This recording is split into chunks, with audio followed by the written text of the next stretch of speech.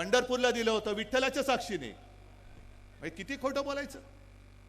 अहो विठ्ठलाच्या साक्षीने दिलेलं वचन तुम्ही, अटलजींची वर्ष गेली, यांची 10 वर्ष गेली, मध्ये माझा मराठा समाज उभा राहिला, पण आरक्षण द्यायला तयार नाहीत. आणि आरक्षणाला आम्ही धक्का लावणार नाही. मग द्यायचं होतं ना आरक्षण. आणि संपूर्णपणे हे आरक्षण देणं, 50% वरती जाऊन आरक्षण देणं हे लोकसभेच्या हातामध्ये.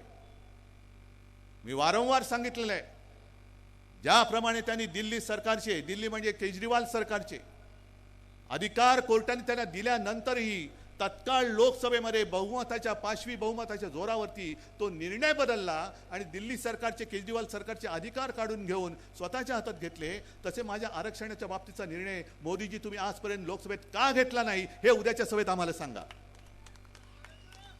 सांगा आम्हाला उद्याच्या सभेत. आरक्षण काढणं आम्हाला मंजूर नाही. अहो आरक्षण काढण्याची हिंमत करून दाखवा तुम्ही. लोकांच्या मनामध्ये जी भीती आहे ती हीच भीती आहे की हे घटना बदलायला निघालेत. आरक्षणाचं, आमच्या न्याय हक्काचं काय होणार.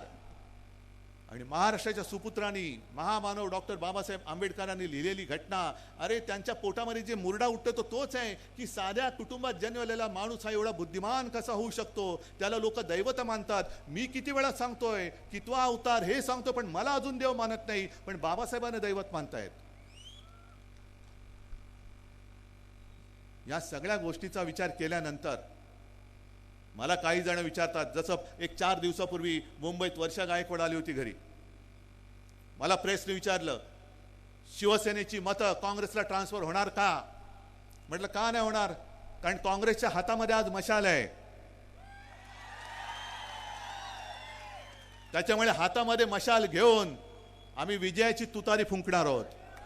काय प्रॉब्लेम आहे तुम्हाला, काय अडचण काय. भाजपा म्हणजे ब्रह्मदेव नाहीये.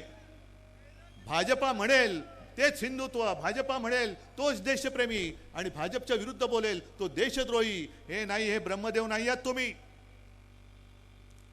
आणि पुन्हा एकदा सांगतो मोदीजी, तुम्ही आम्हाला जे नकली म्हणून हिणवत आहात, नकली शिवसेना म्हणाला, मी परत सांगतो, नकली बोलायला ती तुमची डिग्री नाही आहे, ही असली शिवसेना आहे.